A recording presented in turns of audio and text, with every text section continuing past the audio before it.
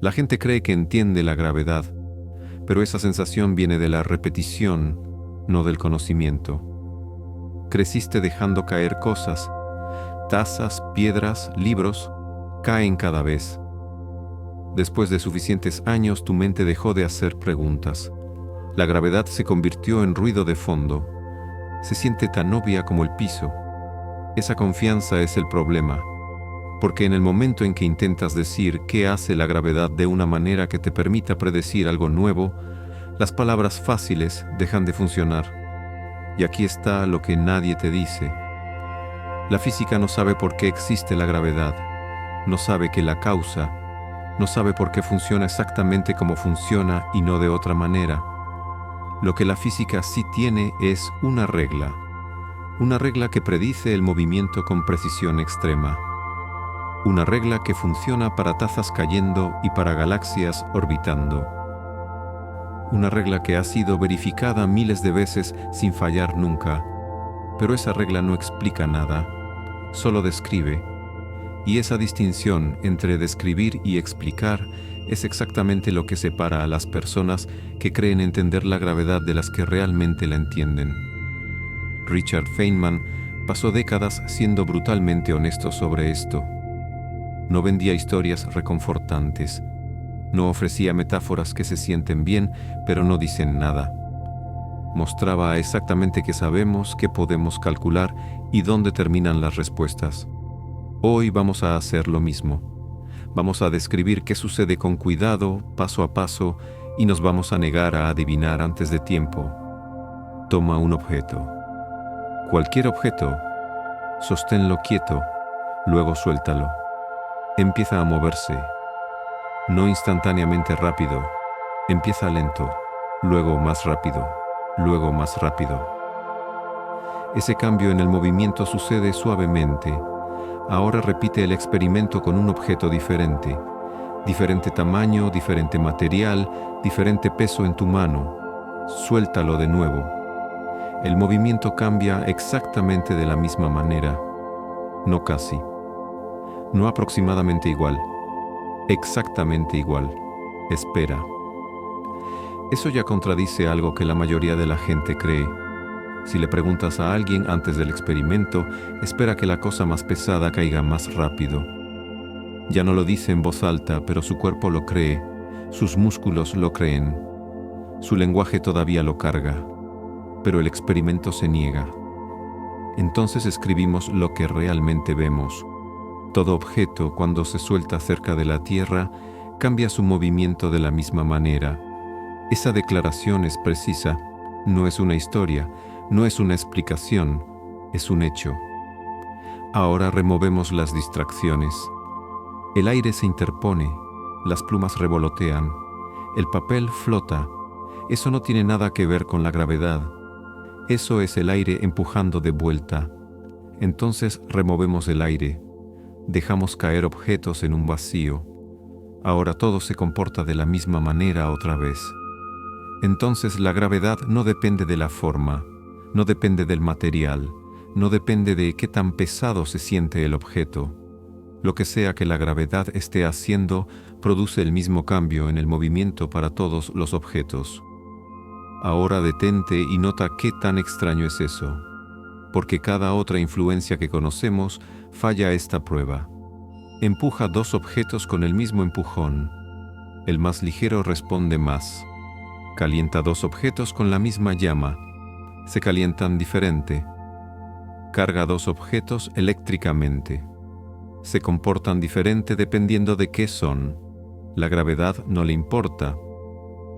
Eso no es una metáfora, es una distinción experimental. La gente usualmente dice que la gravedad jala las cosas hacia abajo. Eso suena bien hasta que haces una pregunta técnica. ¿Jala hacia dónde?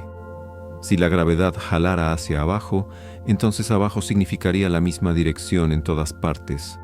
Pero no es así. Personas en lados opuestos de la Tierra, ambas caen hacia el suelo debajo de ellas. Sus direcciones de abajo apuntan una hacia la otra. Entonces la gravedad no es hacia abajo, es hacia adentro. ¿Hacia qué? Hacia la masa de la Tierra. Eso suena mejor, pero todavía es descuidado, porque si la masa causa gravedad, entonces más masa debería significar un efecto más fuerte en la velocidad de caída. Pero la velocidad de caída no cambia.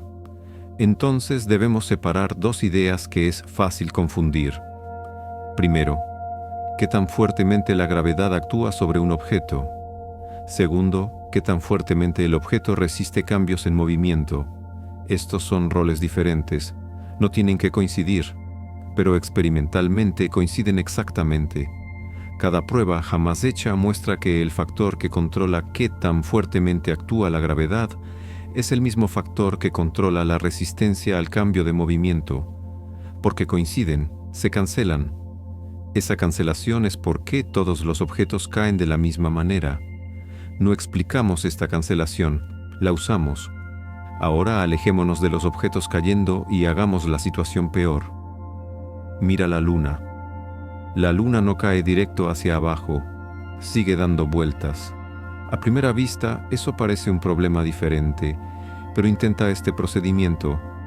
Imagina la luna sin movimiento lateral en absoluto, ninguno. Solo suéltala. Cae directo hacia la tierra. Ahora dale un poco de movimiento lateral. Todavía cae hacia adentro, pero ahora falla en darle a la tierra. Dale más movimiento lateral. Sigue fallando. No hay momento donde la gravedad se apague. No hay punto de equilibrio. La luna está cayendo todo el tiempo. Una órbita no es una suspensión, es caída continua combinada con movimiento lateral. Eso no es una interpretación. Puedes calcularlo. Puedes reproducirlo con cualquier objeto dada suficiente velocidad lateral. La misma regla explica la taza cayendo y la luna orbitando sin modificación. Eso ya es un éxito. Pero ahora viene la siguiente pregunta que arruina la comodidad. Si la gravedad produce el mismo cambio en movimiento para todos los objetos, ¿por qué importa la distancia? La luna no cae tan rápido como la taza. Entonces la gravedad se debilita con la distancia. ¿Cómo? Lo mides. Rastreas el movimiento, infieres qué tan rápido cambia el movimiento a diferentes distancias. Encuentras que el efecto disminuye de una manera muy específica conforme la distancia aumenta. No porque prefiramos esa manera, porque las mediciones lo fuerzan. Aquí está la restricción clave. No decimos que la gravedad conoce la distancia, no decimos que la gravedad se extiende. No decimos que la gravedad se esparce. Esas palabras sugieren mecanismos que no observamos. Todo lo que decimos es esto. Dada una distribución de masa, hay una regla que te dice cómo cambia el movimiento en cada lugar. Esa regla funciona.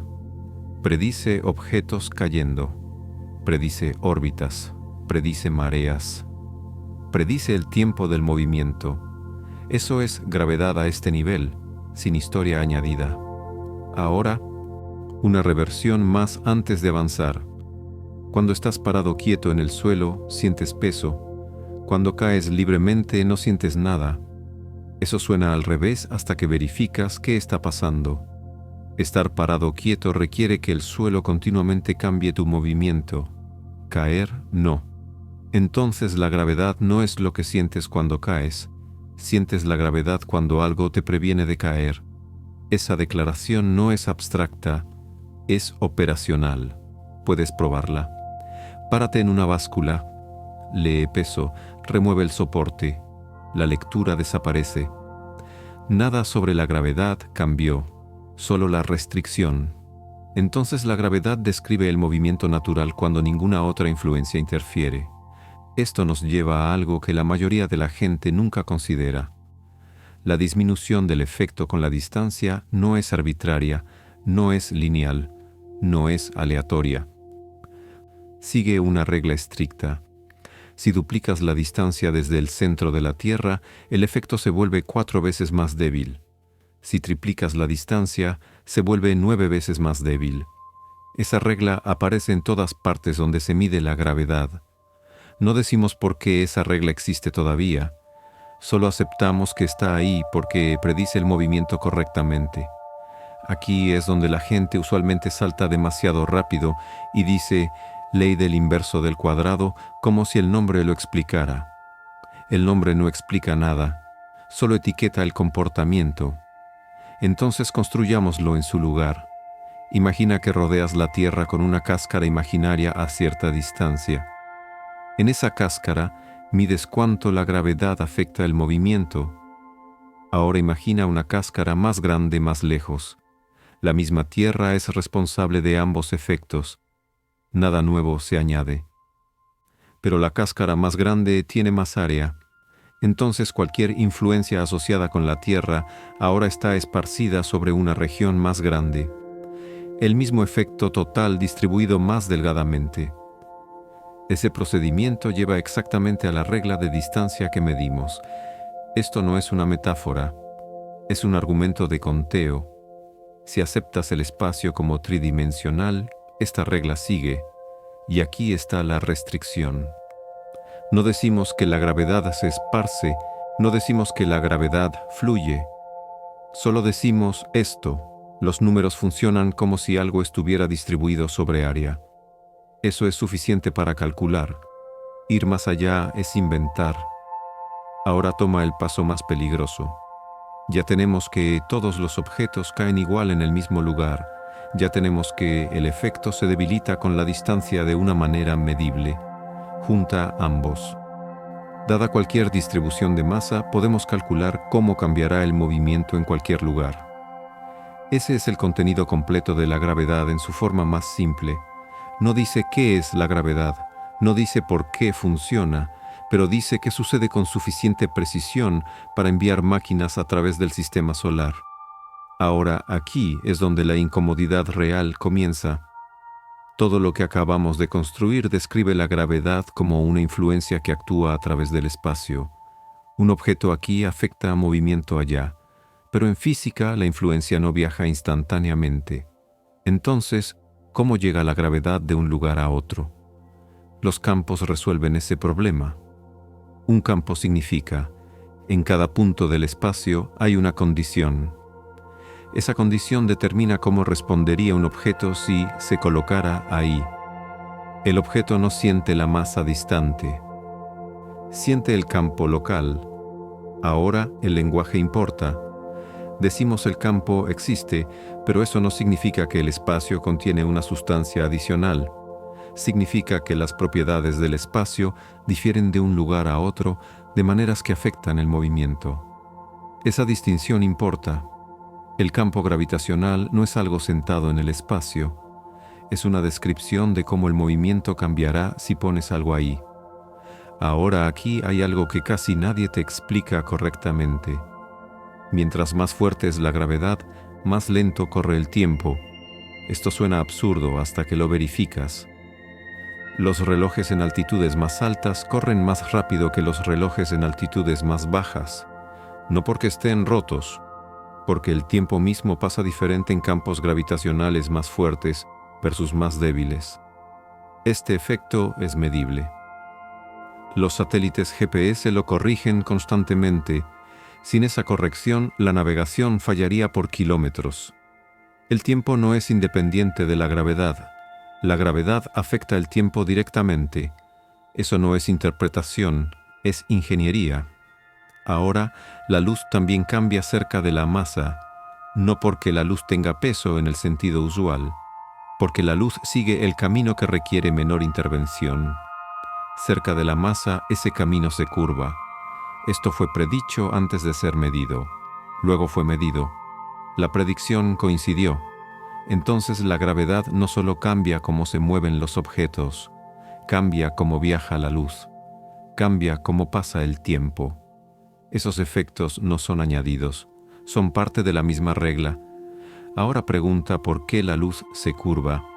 La respuesta común es que el espacio se curva, pero esa frase es peligrosa. El espacio no es una superficie de goma.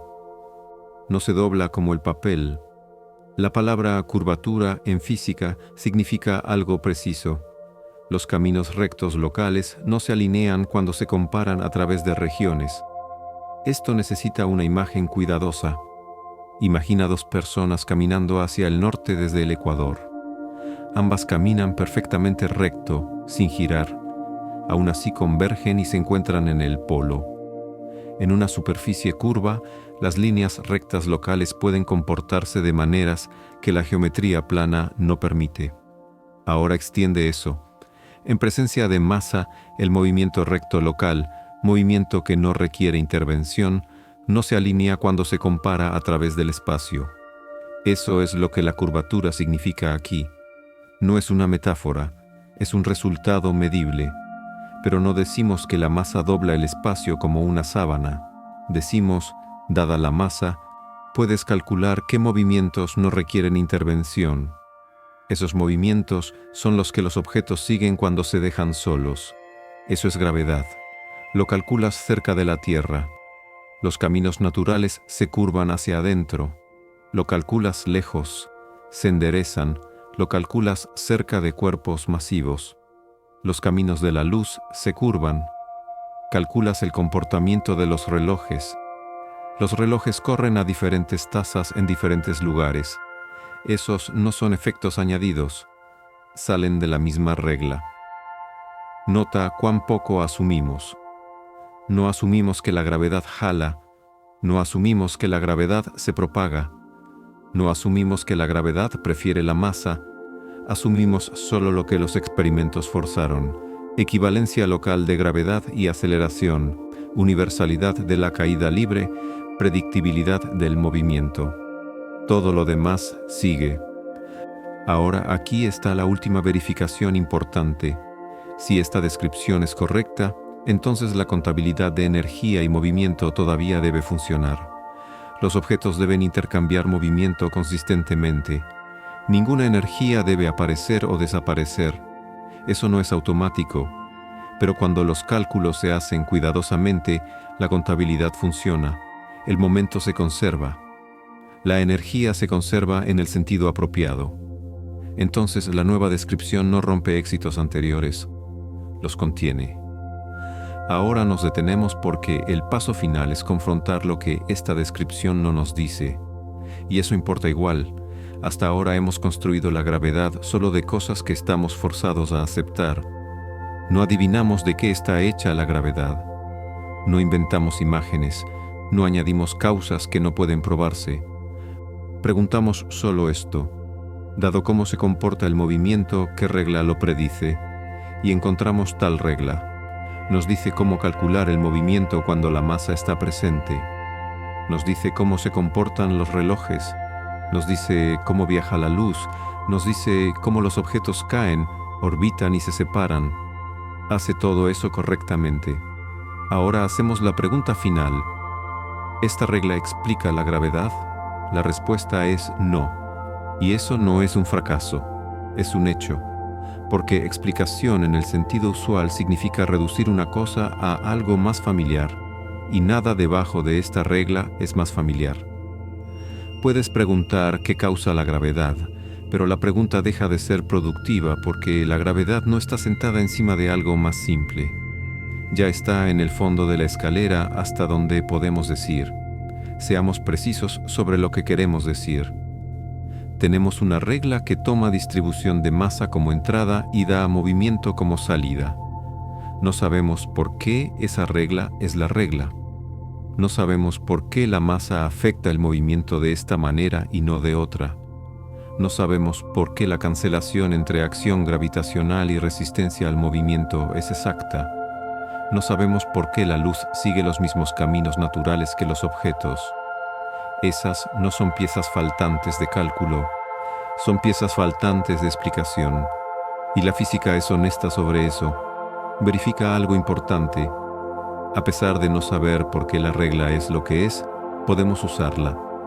Podemos predecir movimiento con precisión extrema. Podemos enviar objetos alrededor de la Tierra y traerlos de vuelta. Podemos predecir diferencias de relojes. Podemos corregir sistemas de navegación. Podemos predecir ondas gravitacionales y detectarlas. Todo eso funciona. Entonces, la gravedad como teoría es completa en un sentido e incompleta en otro. Completa para predicción, incompleta para explicación. La gente frecuentemente se siente incómoda con esto e intenta repararlo añadiendo historias. Dicen que el espacio está curvado como una superficie. Dicen que la masa le dice al espacio cómo doblarse. Dibujan diagramas. Esas imágenes no están equivocadas, pero no son la teoría. Son ayudas de traducción. Si las tomas demasiado en serio, te engañan. Porque el espacio no es una sábana de goma y la masa no empuja sobre ella. La teoría real es un procedimiento de cálculo. Dada distribución de masa, computa ciertas cantidades. De esas cantidades computa movimiento. Eso es todo. Si la gravedad fuera una fuerza ordinaria, entonces debería combinarse con otras fuerzas de la misma manera. Pero no lo hace. La gravedad afecta todo, incluso la energía almacenada en el movimiento mismo. La luz se curva. El tiempo se comporta diferente. Eso ya te dice que la gravedad no se sienta junto a otras fuerzas. Reorganiza el escenario sobre el cual actúan. Pero, y esto es importante, eso no significa que la gravedad explica a las otras, coexiste con ellas. Y aquí está el problema restante. Cuando intentamos combinar la gravedad con las reglas que gobiernan sistemas muy pequeños, las cosas dejan de funcionar limpiamente. Los cálculos explotan, las predicciones fallan, no porque la gravedad sea vaga, porque nuestros métodos chocan. Entonces la gravedad está en una posición extraña. Es extremadamente precisa, es extremadamente confiable y se rehúsa a encajar pulcramente con todo lo demás. Eso no es algo para arreglar con palabras. Es algo para arreglar con mejores reglas o para aceptar como un límite. La gente piensa que la gravedad es misteriosa porque es difícil de imaginar. Ese no es el problema. La electricidad también es difícil de imaginar. La diferencia es esta. Para la electricidad podemos imaginar causas debajo de la regla. Para la gravedad, cada intento de hacer eso colapsa de vuelta en la misma regla. Entonces la actitud correcta no es comodidad, es disciplina. No pretendemos saber más de lo que sabemos. No reemplazamos reglas con imágenes. Usamos la regla. Probamos la regla. Respetamos dónde deja de responder preguntas. Eso no es rendirse. Así es como la física permanece honesta. Y aquí está lo que esto significa para ti. Cada vez que sueltas algo y cae, estás viendo una de las reglas más fundamentales del universo en acción. Una regla que conecta tu taza de café con la órbita de galaxias a miles de millones de años luz de distancia. No porque sean similares metafóricamente, porque obedecen exactamente la misma matemática. Esa universalidad no es accidental, es una restricción sobre cómo puede funcionar la realidad, y el hecho de que no sepamos por qué esa restricción existe no disminuye su poder. Solo nos recuerda dónde estamos parados. Estamos parados en un universo que podemos describir con precisión asombrosa, pero que no podemos explicar completamente. Un universo donde las reglas funcionan perfectamente y las razones permanecen ocultas. Eso no es un fracaso de la ciencia, es la condición de la ciencia.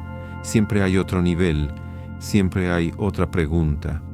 Y la honestidad está en admitir cuando has llegado al borde de lo que actualmente se puede responder. La gravedad está en ese borde. Sabemos qué hace, no sabemos por qué existe. Y cualquiera que te diga lo contrario está vendiendo comodidad, no conocimiento.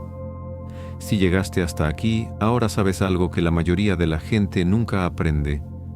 No solo qué es la gravedad, sino qué tipo de cosa es la gravedad en el contexto de lo que la física puede y no puede explicar. Sabes que es una regla, no una causa. Sabes que describe, no explica. Sabes que funciona perfectamente y permanece misteriosa al mismo tiempo. Eso no es una paradoja, es la realidad del conocimiento humano. Y si eso te incomoda, bien. La incomodidad es el precio de la honestidad intelectual. Suscríbete si quieres seguir explorando ese borde. Cada video aquí está diseñado no para darte respuestas reconfortantes, sino para mostrarte exactamente dónde están los límites de lo que sabemos. Activa la campana. Comenta qué parte de esto cambió cómo piensas sobre algo que creías entender. Y comparte esto con alguien que todavía crea que la gravedad es simplemente la fuerza que jala las cosas hacia abajo. Nos vemos en el próximo análisis.